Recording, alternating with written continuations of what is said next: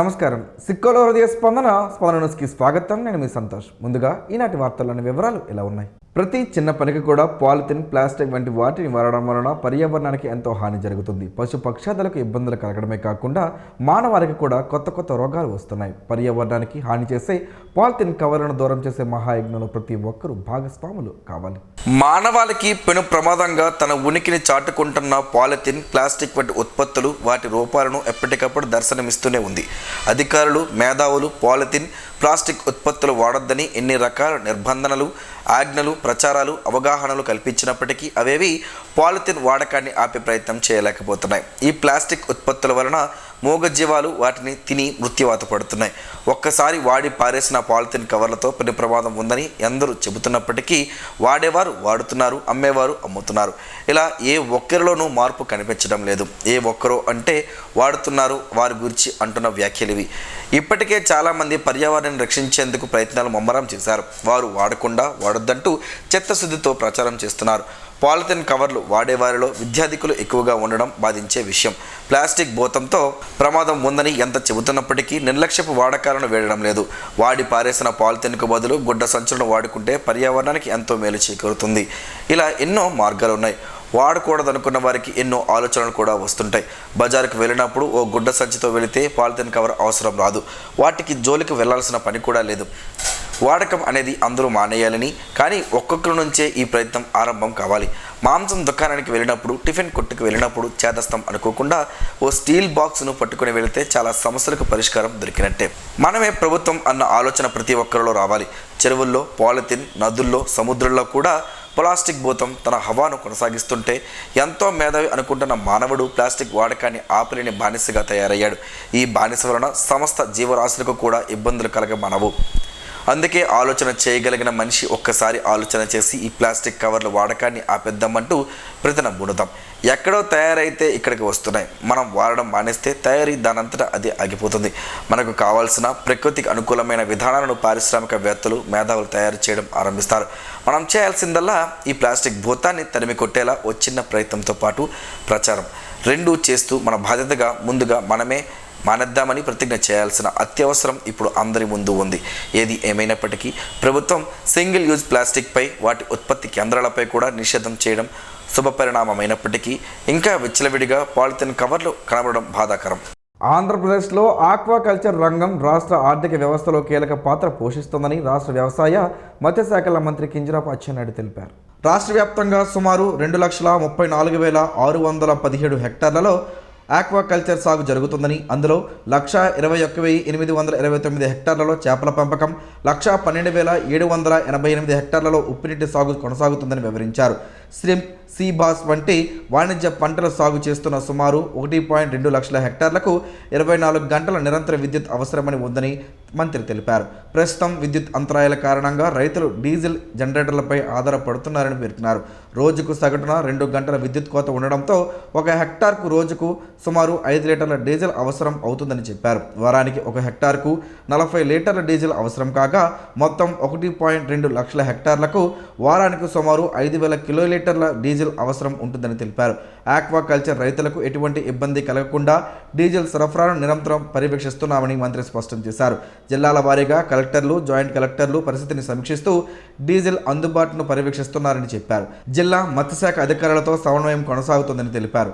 రైతులు ఆందోళన చెందాల్సిన అవసరం లేదని, కూటమి ప్రభుత్వం ఎల్లప్పుడూ వారి పక్షాన నిలబడి అవసరమైన మద్దతు అందిస్తుందని మంత్రి అచ్చెన్నాయుడు హామీ ఇచ్చారు. జిల్లాలో పెట్రోల్, డీజిల్ కొరత లేదని జిల్లా కలెక్టర్ సౌమిందర్ పుణ్కర్ వెల్లడించారు. ఆయిల్ వెంటనే వచ్చిందని బంక్ యాజమానులను ఆయన అభినందించారు. నిన్న ఎంత ఆయిల్ వేయించారు, ఈరోజు ఎంత పెట్రోల్ వేయించారో వాహన చోదకులను అడిగి తెలుసుకున్నారు. జిల్లాలో 5 పెట్రోల్ బంకుల్లో ఆయిల్ లేకపోతే విశాఖపట్నం నుండి వెంటనే వచ్చిందన్నారు. అమ్ముకునే వారికి పెద్ద మొత్తంలో ఆయిల్ వేయవద్దని ఆదేశించారు. రైతు బజార్ వద్ద గల పెట్రోల్ బంకులో 8,000 లీటర్లు అందుబాటులో ఉందన్నారు. ఆయిల్ ఉంటుండగానే పెట్రోల్ కంపెనీకి ఇంటెంట్ పెట్టుకున్నట్లు పేర్కొన్నారు. అన్ని బంకుల్లో పెట్రోల్, డీజిల్ విక్రయాలు జరుగుతున్నట్లు చెప్పారు. కలెక్టరేట్లో ఒక కంట్రోల్ రూమ్ ఏర్పాటు చేసినట్లు చెప్పారు. పెట్రోల్ బంకుల వద్ద ఒక విఆర్ఓ, పోలీస్ ఉంటారన్నారు. కొన్ని బంకులకు ఒక స్పెషల్ ఆఫీసర్ను నియమించినట్లు వివరించారు. పెట్రోల్, డీజిల్ లేదని ఎవరూ అసత్య ప్రచారం చేయొద్దన్నారు. మత్స్యకారులు, రైతులకు సంబంధించి సంబంధిత సచివాలయాల అసిస్టెంట్లు కూపన్లు జారీ చేస్తారని, వారు అందుబాటులో లేని ఎడల బంకుల వద్ద ఉన్న వీఆర్ఓలు కూపన్లు జారీ చేస్తారన్నారు. వీఆర్ఓ సచివాలయ సంబంధిత అసిస్టెంట్లు కోఆర్డినేట్ చేసుకోవాలన్నారు. పెట్రోల్ డీజిళ్లకు ఏ విధమైన కొరత లేదన్నారు. అసిస్టెంట్ కలెక్టర్ హరి ఓంపాడియా తదితరులు పాల్గొన్నారు. ఈ సమాచారం వచ్చిన తర్వాత మళ్ళీ చేస్తే ఆల్రెడీ మనకి అజితపురం నుంచి కానీ విశాఖపట్నం నుంచి ఆ ఆయిల్ ట్యాంకర్ లోడ్ అయి ఎటువైపు బయలుదేరింది. బహుశా 12, 1, 4 ఆ టైం పీరియడ్లు అంటే ఎంత దూరం ఉంది ఆ పెట్రోల్ పంప్ విశాఖపట్నంకి, దీన్ని బట్టి మనకి ఆ ఆయిల్ ఈ రోజునే చేరిపోతుంది. సో కాబట్టి ఈరోజు మ్యాక్సిమం ఒక 4 గంటల వరకు ఒక్క పెట్రోల్ పంప్ కూడా శ్రీకాకుళంలో ఆయిల్ లేకుండా ఉండదు. ఒకవేళ ఉంటే అది కూడా అప్పటికప్పుడు సేల్స్ ఎక్కువ అయిపోయింది దీనివల్ల అవ్వచ్చు, బట్ కానీ ఒక్కటి కూడా ఉండదు. ఇప్పుడు నేను డేటా చెప్తాను. మన దగ్గర అంటే శ్రీకాకుళం జిల్లాలో డైలీ సేల్స్ చూస్తే పెట్రోల్ ఒక 160 కిలోలీటర్ ప్రతిరోజు మనం అమ్ముతాం యావరేజ్, అంటే ఇప్పుడు ఈ ఇష్యూ లేకుండా. అలాగే డీజిల్ చూస్తే 191 KL అంటే కిలోలీటర్ మనం అమ్ముతాం. అదే మనం సండే చూస్తే అంటే మొన్న చూస్తే పెట్రోల్ మనం 220 లీటర్ కిలోలీటర్ మనం అమ్మాం. అంటే దాదాపు ఒక 137%, 1.37 టైమ్స్ మనం ఎక్కువ అమ్మాం.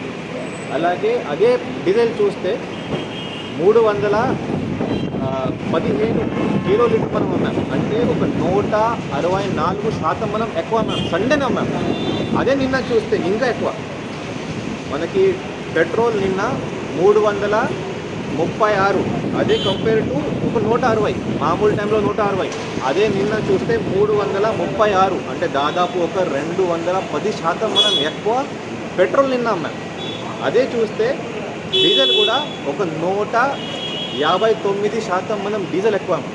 అంటే డీజిల్ పెట్రోల్ కొరత లేదు. ఎక్కువ అడిగితే మనం ఎక్కువ కూడా ఇస్తాం. మీకు ఇంకా నాకు లేదు సరిపోవట్లేదు డబల్ కావాలి, డబల్ కూడా కొన్ని చోట్ల మనం చాలా చోట్ల మనం ఇస్తాం. బట్ కానీ ఒకటి అంటే బల్క్ కన్జ్యూమర్స్కి మనం ఇవ్వకూడదు. ఎందుకనే బల్క్ కన్జ్యూమర్స్ అంటే కమర్షియల్ కన్జ్యూమర్స్, ఇది అన్ని రీటైల్ అవుట్లెట్స్. రీటైల్ ఇది వేరే కమర్షియల్ అవుట్లెట్స్ కూడా వేరే ఉంటాయి. అక్కడి నుంచి వాళ్ళు కొంటే ప్రాబ్లం ఏం లేదు. సో కాబట్టి ఎక్కువ డీజిల్ ఎక్కువ పెట్రోల్ మన దగ్గర ఉంది. ఈరోజు మనకి రైతు బజార్ దగ్గర ఈ పెట్రోల్ బంక్ దగ్గర వస్తే ఇక్కడికే ఈరోజు పొద్దున్న నుంచి చూస్తే ఒక 8,000 లీటర్ పెట్రోల్ ఉంది. అలాగే జిల్లా వ్యాప్తంగా మే 9వ తేదీన నిర్వహించనున్న జాతీయ లోక్ అదాలత్ను కక్షిదారులు సద్వినియోగం చేసుకోవాలని జిల్లా ప్రధాన న్యాయమూర్తి జునైద్ అహ్మద్ మౌలానా ఒక ప్రకటనలో కోరారు.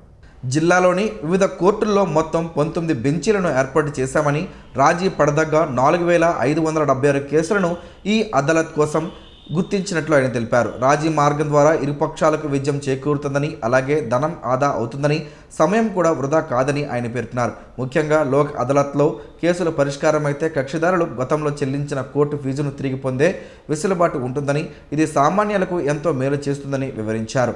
కోర్టుల చుట్టూ తిరిగే శ్రమ లేకుండా పరస్పర అంగీకారంతో వివాదాలను ముగించుకుని సత్వర న్యాయం పొందడానికి ఇదొక చక్కని వేదికని, జిల్లాలోని కక్షిదారులు ఈ అవకాశాన్ని పూర్తిస్థాయిలో వినియోగించుకోవాలని ఆయన సూచించారు. నడక ఆరోగ్యానికి మహాసాధనం. ఇదే మాటను వైద్యులు మన పెద్దలు ఎప్పుడో చెప్పారు. మారుతున్న ఆధునిక పరిస్థితుల దృష్ట్యా మనుషులకు శారీరక వ్యాయామం తగ్గడం వలన పలు రోగాల బారిన పడుతున్నాం. ఆరోగ్యానికి నడక అవసరమని తెలిపే ప్రత్యేక కథనం ఈరోజు స్పందన న్యూస్లో చూడండి. ఈ సృష్టిలో జీవిస్తున్న ప్రతి ప్రాణికి శారీరక వ్యాయామం తప్పనిసరి అని ప్రకృతి నియమం చెబుతుంది. మనిషి తప్ప ప్రతి జీవి తన ఆహారం కోసం శారీరక శ్రమ పడుతుంది.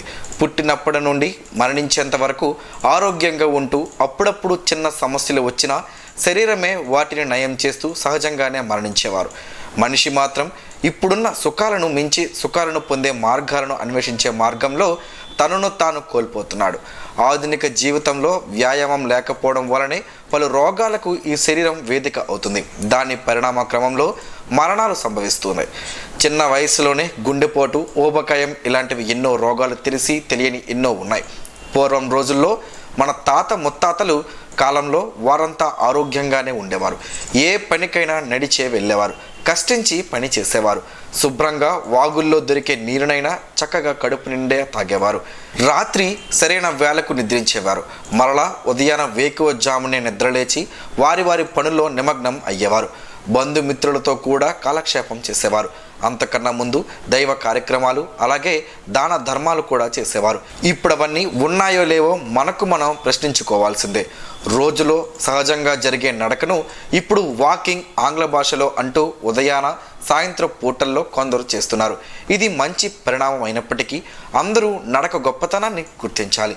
ప్రతి ఒక్కరూ నడకను ఎంచుకొని ఆరోగ్యాన్ని పొందాలి.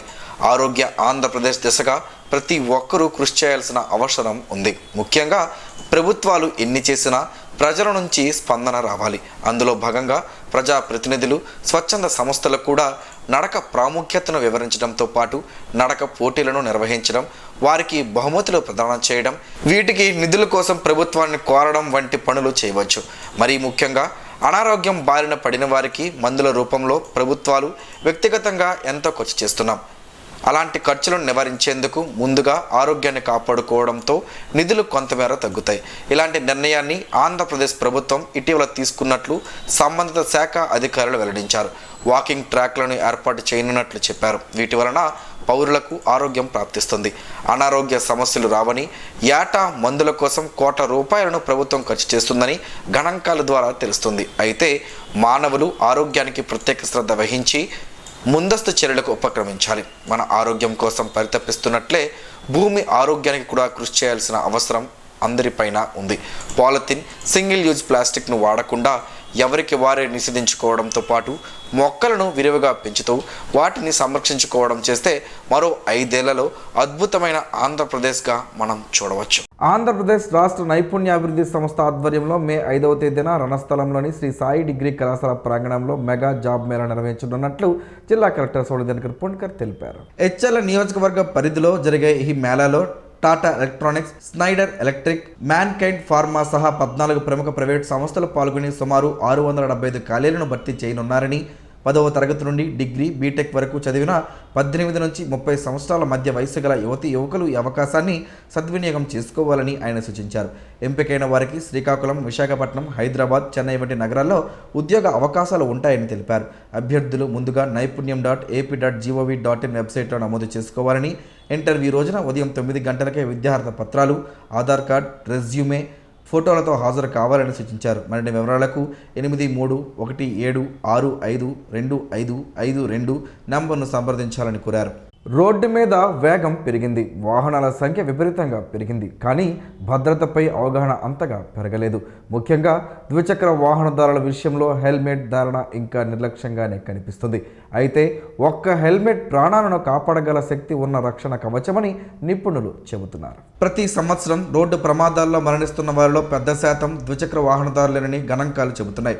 వాటిలో కూడా తలకు గాయాలే ఎక్కువగా ప్రాణ నష్టానికి కారణమవుతున్నాయి. హెల్మెట్ ధరించి ఉంటే ఆ ప్రమాదాల్లో చాలా వరకు ప్రాణాలు కాపాడుకోవచ్చని ట్రాఫిక్ అధికారులు స్పష్టం చేస్తున్నారు. హెల్మెట్ ధరించకపోవడానికి చాలామంది చెప్పే కారణాలు ఒకటే, అసౌకర్యం, వేడి, అలవాటు లేకపోవడం. కానీ ఇవి ప్రాణాల కంటే ముఖ్యమా అనే ప్రశ్నకు సమాధానం ఒకటే. లక్షల రూపాయలు వెచ్చించి బైక్ కొనుగోలు చేసేవారు కొద్ది వందల రూపాయల హెల్మెట్ కొనడంలో నిర్లక్ష్యం చూపడం ఆందోళనకరం. నిపుణుల సూచనల ప్రకారం ISI మార్కు ఉన్న హెల్మెట్ను సరైన విధంగా బిగించి ధరించడం అత్యంత అవసరం. కేవలం పోలీసుల భయంతో కాదు, స్వీయ భద్రత కోసం హెల్మెట్ను అలవాటు చేసుకోవాలి. ఇటీవల జిల్లాలో అభయం వంటి కార్యక్రమాల ద్వారా హెల్మెట్పై అవగాహన పెంచేందుకు అధికారులు చర్యలు తీసుకుంటున్నారు. హెల్మెట్ బ్యాంక్ వంటి వినూత్న కార్యక్రమాల ద్వారా హెల్మెట్ లేని వారికి తాత్కాలికంగా అందజేసే విధానం కూడా ప్రారంభమైంది. రోడ్డు మీద ప్రతి ప్రయాణం ఒక బాధ్యత. మన కోసం ఎదురు చూస్తున్న కుటుంబాన్ని గుర్తుంచుకొని చిన్న జాగ్రత్తలు తీసుకోవడం ఎంతో అవసరం. అందుకే బాధ్యతగా ద్విచక్ర వాహనదారులు హెల్మెట్ ధరించి ప్రమాదాలకు దూరంగా ఉంటూ ఆనందంగా ఉందాం. స్థానిక సంస్థల్లో బీసీ రిజర్వేషన్ల ఖరారుకు సంబంధించి ప్రభుత్వం నియమించిన డెడికేటెడ్ కమిషన్ మే 1వ తేదీన జిల్లాలో పర్యటించనుందని జిల్లా కలెక్టర్ సోమశేఖర్ పొన్కర్ తెలిపారు. రిటైర్డ్ IAS అధికారి రాజీవ్ రంజన్ మిశ్రా అధ్యక్షతన ఏర్పడిన ఈ కమిషన్ సుప్రీంకోర్టు ఆదేశాల మేరకు ట్రిపుల్ టెస్ట్ నిబంధనలను అనుసరిస్తూ బీసీల వెనుకబాటుతనంపై క్షేత్రస్థాయిలో అనుభవాధారిత పరిశోధన నిర్వహించనుంది. ఈ కార్యక్రమంలో భాగంగా మే 1వ తేదీన ఉదయం 10:30 నుంచి మధ్యాహ్నం 1 గంట వరకు జిల్లా కలెక్టరేట్ సమావేశ మందిరంలో కుల సంఘాలు, ప్రజాప్రతినిధులు, ఆసక్తిగల వ్యక్తుల నుంచి నేరుగా వినతి పత్రాలను స్వీకరిస్తారు. అనంతరం మధ్యాహ్నం 3 గంటల నుంచి కమిషన్ బృందం క్షేత్ర పర్యటన చేపడుతుందని తెలిపారు. జిల్లాలోని బీసీ కుల సంఘాల ప్రతినిధులు, మేధావులు ఈ అవకాశాన్ని సద్వినియోగం చేసుకుని తమ విన్నపాలను వ్రాతపూర్వకంగా కమిషన్కు అందజేయాలని కలెక్టర్ సూచించారు. వినతి పత్రాలు స్థానిక సంస్థల్లో బీసీల స్థితిగతులు, రిజర్వేషన్ల శాతానికి సంబంధించిన అంశాలకే పరిమితమై ఉండాలని, తగిన సాక్ష్యాధారాలు లేదా పత్రాల నకళ్లను జత చేయాలని కోరారు. నిర్ణీత సమయంలో కలెక్టరేట్కు చేరుకొని కమిషన్ ప్రతినిధులను కలిసి తమ సామాజిక వర్గాల వెనుకబాటుతనంపై స్పష్టమైన గణాంకాలు, వాస్తవ వివరాలను సమర్పించాలని కలెక్టర్ స్వప్నిందర్ కర్పొండ్కర్ విజ్ఞప్తి చేశారు. జిల్లాలోని క్రీడాకారులు, విద్యార్థులు వివిధ క్రీడల్లో నైపుణ్యం పెంపొందించుకోవడానికి మే 1వ తేదీ నుండి 31వ తేదీ వరకు ఉచిత వేసవి క్రీడా శిక్షణ శిబిరాలు నిర్వహించనున్నట్లు జిల్లా కలెక్టర్ స్వప్నిందర్ కర్పొండ్కర్ తెలిపారు. జిల్లా వ్యాప్తంగా మొత్తం 68 కేంద్రాల్లో ఈ శిబిరాలు ఏర్పాటు చేస్తున్నట్లు ఆయన వివరించారు. 8 నుండి 16 సంవత్సరాల వయసు గల బాలికలు ఈ శిబిరాలకు అర్హులు. ప్రతిరోజు ఉదయం 5:30 నుంచి 8 గంటల వరకు, సాయంత్రం 5 గంటల నుంచి 7 గంటల వరకు శిక్షణను నిర్వహించనున్నట్లు తెలిపారు. ఆసక్తి గలవారు sports.ap.gov.in వెబ్సైట్ లేదా క్రీడా యాప్ ద్వారా ముందస్తుగా తమ పేరు నమోదు చేసుకోవాలని సూచించారు. జిల్లాలోని ప్రధాన కేంద్రాలైన శ్రీ కోడిరామూర్తి స్టేడియం, టెక్కలి, పలాస, ఇచ్చాపురం, నరసన్నపేట, ఆమదాలవలస, రణస్థలం తదితర ప్రాంతాల్లో athletics, boxing, kabaddi, volleyball, hockey, handball, weight lifting వంటి క్రీడాంశాల్లో శిక్షణ ఇవ్వనున్నారు. వ్యాయామ ఉపాధ్యాయులు, సీనియర్ క్రీడాకారులు శిక్షణ అందిస్తారని తెలిపారు. మరిన్ని వివరాలకు 7680075375 నెంబర్కు లేదా శ్రీకాకుళం.dsa@gmail.com ఈమెయిల్ ద్వారా సంప్రదించాలని సూచించారు. తెలుగుదేశం పార్టీ జాతీయ వర్కింగ్ ప్రెసిడెంట్గా ఈరోజు మంగళగిరిలోని పార్టీ కేంద్ర కార్యాలయంలో జాతీయ అధ్యక్షులు, రాష్ట్ర ముఖ్యమంత్రి నారా చంద్రబాబు నాయుడు సమక్షంలో రాష్ట్ర విద్యాశాఖ మంత్రి నారా లోకేష్ ప్రమాణ స్వీకారం చేసి పదవి బాధ్యతలు చేపట్టారు. ఈ సందర్భంగా ఆయనను శ్రీకాకుళం నియోజకవర్గ ఎమ్మెల్యే గుండు శంకర్ కలిసి హృదయపూర్వక శుభాకాంక్షలు తెలిపారు. నారా లోకేష్ నాయకత్వంలో పార్టీ మరింత బలోపేతం అవుతుందని, ప్రజలకు మెరుగైన సేవలు అందుతాయని గుండు శంకర్ ఆశాభావం వ్యక్తం చేశారు. పలాసలోని ఎస్సీ/ఎస్టీ రైల్వే ఉద్యోగుల భవనంలో దళిత ప్రజా సంఘాల ఐక్యవేదిక, కుల నిర్మూలన పోరాట సమితి సంయుక్త ఆధ్వర్యంలో రౌండ్ టేబుల్ సమావేశం జరిగింది. ఈ సమావేశంలో దళిత క్రైస్తవులకు ఎస్సీ హోదా కల్పించాలని నాయకులు బలంగా డిమాండ్ చేశారు. రాష్ట్రపతి ఉత్తర్వులలోని 3వ పేరాను సవరించి కుల ధృవీకరణకు మత ప్రాతిపదికను తొలగించాలని, దళితుల మత స్వాతంత్ర హక్కును కాపాడాలని నేతలు పేర్కొన్నారు. కుల నిర్మూలన పోరాట సమితి రాష్ట్ర ఉపాధ్యక్షులు మిస్కా కృష్ణయ్య మాట్లాడుతూ 1948లో అంబేద్కర్ దళిత క్రైస్తవులకు రిజర్వేషన్లు కల్పించాలని రాజ్యాంగ సభలో చర్చకు తీసుకువచ్చారని గుర్తు చేశారు. అయితే ఆ సమయంలో జరిగిన పరిణామాల వల్ల దళిత క్రైస్తవులకు అన్యాయం జరిగిందన్నారు. అనంతరం వివిధ కమిషన్లు, బీసీ కమిషన్, మండల కమిషన్, మైనార్టీ కమిషన్ దళిత క్రైస్తవుల దయనీయ స్థితిని వివరించినప్పటికీ ప్రభుత్వాలు అమలు చేయలేదని విమర్శించారు. ఈ సమావేశంలో దళిత హక్కుల పరిరక్షణ సంఘం నాయకుడు పి కృష్ణారావు, పౌర హక్కుల సంఘం రాష్ట్ర నాయకుడు పత్రి దానేసు, నల్లహడ్డి, జోగి కోదండం, పద్మాలోచన, దుర్యోధన శంకర్రావు, పుచ్చ దుర్యోధన, దేవుడు నారాయణ, మురళీ ప్రకాష్, గంగయ్య, జోగారావు, వైకుంఠరావు, నాగమణి, బెలమర ప్రభాకర్ తదితరులు పాల్గొన్నారు. విశాఖలో గూగుల్ డేటా సెంటర్ శంకుస్థాపన రాష్ట్ర అభివృద్ధికి చారిత్రాత్మక ముందడుగని రాష్ట్ర వ్యవసాయ శాఖ మంత్రి కింజరాపు అచ్చెన్నాయుడు పేర్కొన్నారు. గూగుల్ రాకతో ఆంధ్రప్రదేశ్లో కొత్త అధ్యాయం ప్రారంభమవుతుందని తెలిపారు. ఉత్తరాంధ్ర రూపురేఖలు మారబోతున్నాయని, విశాఖలో ఏర్పాటు కానున్న డేటా సెంటర్ దేశానికే తలమానికంగా నిలుస్తుందని మంత్రి అభిప్రాయపడ్డారు. స్పీడ్ ఆఫ్ డూయింగ్ బిజినెస్ ద్వారా రాష్ట్రానికి భారీ పెట్టుబడులు ఆకర్షణమవుతున్నాయని పేర్కొన్నారు. విశాఖ నుంచి వికసిత్ భారత్ దిశగా కొత్త ప్రయాణం ప్రారంభమవుతుందని, ముఖ్యమంత్రి నారా చంద్రబాబు నాయుడు దూరదృష్టి నాయకత్వంతో ఈ ప్రాజెక్ట్ సాధ్యమైందని తెలిపారు. గతంలో మైక్రోసాఫ్ట్తో హైదరాబాద్ అభివృద్ధి సాధించినట్లు ఇప్పుడు గూగుల్తో విశాఖ నగరం అభివృద్ధి చెందబోతోందని అన్నారు. రాష్ట్ర ఐటీ శాఖ మంత్రి నారా లోకేష్ కృషితో విశాఖ డేటా సెంటర్ హబ్గా ఎదుగుతోందని, గూగుల్ ప్రాజెక్ట్ రాష్ట్ర ఐటీ రంగానికి గేమ్ చేంజర్గా నిలుస్తుందని మంత్రి అచ్చెన్నాయుడు స్పష్టం చేశారు. స్వచ్ఛ సర్వేక్షణ్ కార్యక్రమంలో భాగంగా ఇప్పిలి వీధి సచివాలయ పరిధిలోని పాండురంగ వీధిలో మంగళవారం స్వచ్ఛ సర్వేక్షణ బృందం పర్యవేక్షణ చేపట్టింది. ఈ సందర్భంగా ఇంటింటి నుంచి చెత్త సేకరణ, తడి, పొడి వ్యర్థాల వేరు చేయడం, చెత్త నిర్వహణ విధానాలను పరిశీలించారు. అలాగే చెత్త నిర్వహణపై ప్రజలకు అవగాహన కల్పిస్తూ పౌరుల అభిప్రాయాలను సేకరించారు. స్వచ్ఛ సర్వేక్షణ్ ర్యాంకింగ్స్లో మెరుగైన స్థానం సాధించేందుకు చేపడుతున్న ఈ చర్యలను అధికారులు సమీక్షించారు. ఈ కార్యక్రమంలో శానిటేషన్ సెక్రటరీ ఈశ్వరరావు, టీం సభ్యుడు దిలీప్ పాల్గొన్నారు. పారిశుద్ధ కార్మికులు అవినాష్, కృష్ణమూర్తి సేవలు అందించారు. మే 8వ తేదీన డిజాస్టర్ మేనేజ్మెంట్పై ఒకరోజు శిక్షణ తరగతులు నిర్వహించనున్నట్లు రెడ్ క్రాస్ సొసైటీ జిల్లా శాఖ చైర్మన్ పి జగన్మోహన్ రావు తెలిపారు. ఈ మేరకు బుధవారం ఆయన ఒక ప్రకటన విడుదల చేశారు. శిక్షణ పూర్తి చేసిన అభ్యర్థులకు ధ్రువపత్రాలు అందజేస్తామని తెలిపారు. 18 నుండి 45 సంవత్సరాల మధ్య వయసు గల వారు ఈ శిక్షణకు హాజరు కావచ్చునని పేర్కొన్నారు. ఈ శిక్షణకు ఎటువంటి రుసుము అవసరం లేదని, ఆసక్తి గలవారు 9440490525 9948633338 నంబర్లను సంప్రదించి ముందస్తుగా పేర్లు నమోదు చేసుకోవాలని సూచించారు. ఈ అవకాశాన్ని అందరూ సద్వినియోగం చేసుకోవాలని పి జగన్మోహన్ రావు కోరారు. చిట్టి ఆవాలతో పలు ఆరోగ్య ప్రయోజనాలు ఉన్నాయని ఆయుర్వేద నిపుణులు చెబుతున్నారు. ఆ వివరాలేంటో ఈరోజు ప్రసారమయ్యే ఆరోగ్యమే మహాభాగ్యంలో తెలుసుకుందాం.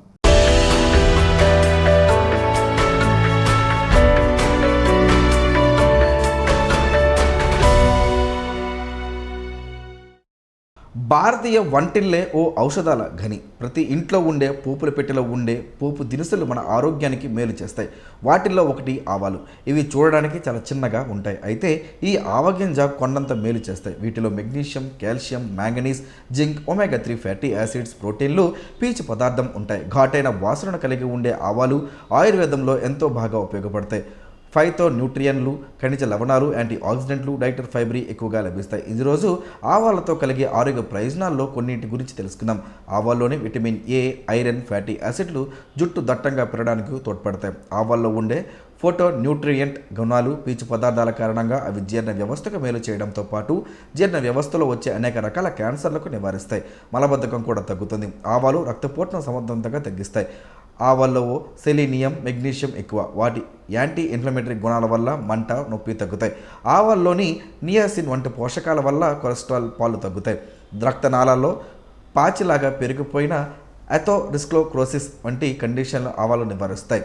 ఆవాలు బరువు తగ్గడానికి బాగా తోడ్పడతాయి. ఆవాలలో విటమిన్ బి కాంప్లెక్స్ ఎక్కువ. దాంతో వ్యాధి నిరోధక శక్తి సమకూరడమే కాకుండా జీవక్రియలు సమర్థవంతంగా జరుగుతాయి. ఆరోగ్యమే మహాభాగ్యంలో ప్రసారం అవుతున్న ఆరోగ్య విషయాలు వైద్యులకు ప్రత్యామ్నాయం కాదని, అవగాహన కోసం మాత్రమేనని గమనించగలరు.